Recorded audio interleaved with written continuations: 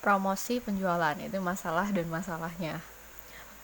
Yang pertama ada penipuan, promosi seperti dengan Apple, kemudian peraturan bervariasi di setiap negara, disposisi budaya untuk kupon dan promosi penjualan lainnya yang berbeda-beda seperti yang sudah saya jelaskan sebelumnya. Tentunya orang Malaysia melihat penggunaan kupon sebagai hal yang memalukan karena dianggap mungkin tidak mampu, jadi merasa bahwa kupon diskon adalah sesuatu yang memalukan. Kemudian Islam tidak menghendaki perjudian sehingga undian tidak berfungsi. Kupon undian itu maksudnya tidak berfungsi. Selanjutnya ada penjualan pribadi. Yang pertama yaitu komunikasi orang ke orang antar perwakilan perusahaan dan calon membeli, cara penawarannya ya ini. Kemudian fokus adalah untuk memberi informasi dan membujuk calon pelanggan. Informasi ini berupa apa sih keunggulan produk ini dan lain sebagainya. Kemudian tujuan jangka pendeknya adalah melakukan penjualan, dan tujuan jangka panjangnya yaitu membangun relasi, membangun hubungan. Rintangan penjualan pribadi yaitu risiko politik. Pemerintah yang tidak stabil atau korup mengubah aturan untuk tim penjualan. Kemudian rintangan peraturan pemerintah dapat menetapkan kuota atau tarif yang mempengaruhi tenaga penjualan, misalkan seperti UMR dan lain sebagainya. Fluktuasi mata uang, yaitu kenaikan dan penurunan mata uang lokal dapat membuat produk tertentu tidak terjangkau. Kemudian pasar tidak diketahui. Kurangnya pengetahuan tentang kondisi pasar, cara berbisnis yang diterima, atau penentuan posisi produk dapat menggagalkan upaya tim penjualan. Strategis atau konsultatif model penjualan. Pertama, ada berkembang sebagai respon terhadap meningkatnya persaingan, produk yang lebih kompleks, lebih menekankan pada kebutuhan pelanggan, dan hubungan jarak panjang. Ini ada kuadrannya.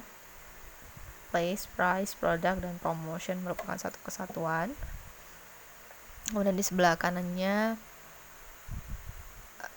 ada mode penjualan ini, yaitu dengan develop a personal selling philosophy, mengembangkan personal selling.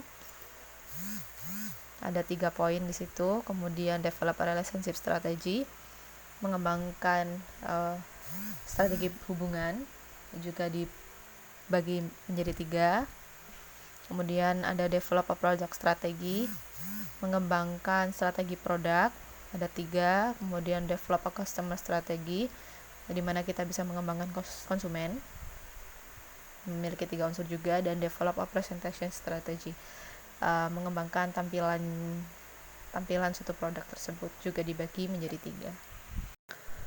Selanjutnya, filosofi penjualan pribadi. Komitmen terhadap konsep pemasaran dan kemauan untuk mengadopsi peran pemecah masalah atau mitra. Strategi hubungan yaitu rencana permainan untuk membangun dan mempertahankan hubungan berkualitas tinggi dengan prospek. Maksudnya untuk menjadikan seseorang tersebut sebagai pelanggan. Kemudian selanjutnya strategi produk, yaitu rencana yang dapat membantu perwakilan penjualan dalam memilih dan memposisikan produk untuk memenuhi kebutuhan pelanggan, jadi mengadjust produk tersebut. Selanjutnya ada strategi pelanggan, yaitu rencana yang memastikan bahwa profesional penjualan akan responsif terhadap pelanggan secara maksimal. Selanjutnya ada strategi presentasi, terdiri dari menetapkan tujuan untuk setiap panggilan penjualan dan membuat rencana presentasi untuk memenuhi tujuan tersebut. Berikut ini adalah bentuk keterkaitan antara strategis atau konsultatif metode penjualan. Yang di tengahnya ada building quality partnership, yang diselimuti oleh presentation strategy, relationship strategy, product strategy, dan customer strategy. Kemudian yang dibungkus lagi oleh personal selling philosophy. Selanjutnya ada tahapan-tahapan rencana presentasi. Yang pertama ada pendekatan, yang kedua presentasi itu sendiri, yang ketiga demonstrasi, keempat perundingan, kelima menutup, dan yang terakhir melayani penjualan. Pendekatan yaitu kontak awal dengan pelanggan atau prospeknya. Kemudian harus sepenuhnya memahami proses pengambilan keputusan dan peran masing-masing peserta. Selanjutnya ada presentasi, yaitu kebutuhan calon pelanggan dinilai dan disesuaikan dengan produk kita. Jadi sekali lagi produk kita harus adjustable dan mengikuti kebutuhan sang pelanggan. Gaya dan pesan presentasi harus disesuaikan dengan audiens. Misalkan audiensnya adalah para lansia, maka kita harus menggunakan bahasa yang lebih sederhana atau lebih mudah dimengerti. Apabila kita berhadapan dengan para millennials, dengan anak-anak muda, kita bisa menyinggung beberapa hal yang sekarang lagi ngetren, sekarang lagi nge-in. Kita bisa menyelipkan hal-hal tersebut di dalam presentasi kita. Demonstrasi yaitu di mana tenaga penjual memiliki kesempatan untuk menyesuaikan upaya komunikasi dengan pelanggannya. Dan dapat juga untuk menunjukkan bagaimana produk dapat memenuhi kebutuhan pelanggan.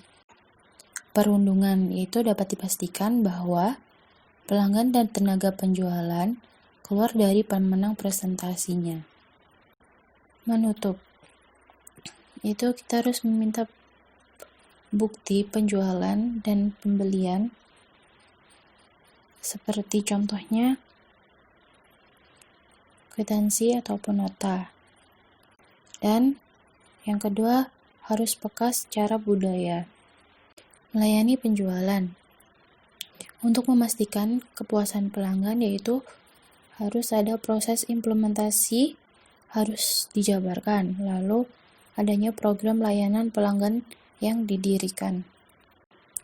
Kebangsaan tenaga penjualan. Yang pertama yaitu ekspatriat, yang kedua warga negara tuan rumah, yang ketiga warga negara ketiga, dan yang terakhir itu pilihan lainnya. Di sini terdapat kekurangan dan keuntungan dari ekspatriat. Yang pertama dari keuntungan sendiri yaitu pengetahuan produk lebih unggul, lalu menunjukkan komitmen terhadap standar layanan, lalu melatih untuk promosi, dan yang terakhir untuk kontrol HQ yang lebih besar. Dan untuk kekurangannya sendiri yaitu biaya lebih tinggi, lalu omset yang lebih tinggi, dan biaya untuk pelatihan bahasa dan lintas budaya. Terdapat juga keuntungan dan kekurangan dari tuan rumah negara bangsa. Untuk keuntungannya sendiri yaitu ekonomis, lalu pengetahuan pasar yang unggul, lalu kemampuan untuk berbahasa, pengetahuan budaya yang unggul, dan implementasinya relatif lebih cepat. Dan kekurangannya sendiri yaitu membutuhkan pelatihan produk, lalu bisa dihargai dengan harga yang rendah, lalu keterampilan berbahasa mungkin tidak terlalu penting, dan yang terakhir sulit memastikan kesetiaan. Terdapat juga keuntungan dari warga negara ketiga dan juga kekurangannya. Untuk keuntungan sendiri yaitu yang pertama sensitivitas budaya, lalu yang kedua bahasa, yang ketiga ekonomis, dan yang keempat mengizinkan cakupan penjualan regional. Dan untuk kekurangannya sendiri yaitu yang pertama mungkin menghadapi masalah identifikasi, lalu yang kedua dapat diblokir untuk promosi, yang ketiga kesenjangan penghasilan, yang keempat membutuhkan pelatihan produk atau perusahaan, dan yang terakhir loyalitas tidak terjamin. Pilihan lain. Di dalam pilihan lain terdapat agen penjualan, lalu pengaturan lisensi eksklusif, lalu ada pembuatan kontrak atau produksi, lalu terdapat juga perjanjian khusus antar manajer, lalu yang terakhir yaitu usaha bersama. Bentuk khusus komunikasi pemasaran. Nah, untuk pemasaran langsung, bentuk komunikasinya melalui surat langsung, katalog, lalu infomersial, ataupun teleshopping. Dan untuk sponsor atau acara, bentuk komunikasinya yaitu konser atau acara olahraga, lalu penempatan produk dalam film. Lalu terdapat juga komunikasi internet. Pemasaran langsung yaitu sebuah komunikasi dengan konsumen atau penerima bisnis yang dirancang untuk menghasilkan respon dalam bentuk Yang pertama yaitu pesanan, lalu yang kedua meminta informasi lebih lanjut, lalu yang ketiga kunjungan ke toko, lalu yang terakhir yaitu tempat untuk berbisnis. Pemasaran langsung menjadi global, itu di mana dunia ini penuh dengan orang-orang yang bukan orang Amerika. Jadi pastikan untuk tidak memperlakukan mereka sebagaimana adanya.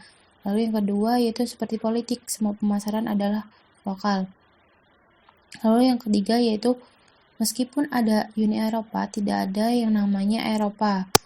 Lalu yang keempat yaitu pilih target, fokus satu negara, dan lakukan pekerjaan. Lalu yang terakhir yaitu pelanggan harus dapat mengembalikan produk secara lokal atau setidaknya percaya ada layanan yang tersedia di negara tersebut. Pemasaran langsung versus pemasaran secara massal. Di sini terdapat pemasaran secara massal. Itu yang pertama memanfaatkan produk biasanya yang tidak termasuk pengiriman ke pintu pelanggan. Lalu biasanya pemasar kehilangan kendali ketika produk diserahkan melalui perantara saluran distribusi. Lalu iklan digunakan untuk efek kumulatif dari waktu ke waktu untuk membangun gambar, kesadaran, loyalitas, dan penarikan manfaat. Tindakan pembelian dapat ditangguhkan. Lalu pengulangan digunakan selama periode waktu. Lalu pelanggan menerima lebih sedikit resiko karena kontak langsung dengan produk. Pemasaran satu ke satu, yaitu membangun dari manajemen hubungan pelanggan. Yang pertama adalah identifikasi pelanggan dan kumpulkan informasi terperinci tentang mereka. Lalu yang kedua, bedakan pelanggan dan ranking mereka dalam hal nilai bagi perusahaan. Lalu yang ketiga, berinteraksi dengan pelanggan dan kembangkan bentuk interaksi yang lebih efisien dan efektif. Yang terakhir, kostumisasi produk atau layanan yang ditawarkan kepada pelanggan. Katalog, yaitu publikasi bergaya majalah yang menampilkan foto, ilustrasi, dan informasi lengkap tentang produk dari perusahaan tersebut. Informasial dan teleshopping. Informasial adalah bentuk TV berbayar di mana produk tertentu diperagakan, dijelaskan, dan ditawarkan untuk dijual ke pemirsa yang memanggil nomor bebas pulsa di layar televisi tersebut. Untuk teleshopping sendiri yaitu di saluran seperti HSN dan QVC secara eksklusif dikhususkan untuk demonstrasi dan penjualan.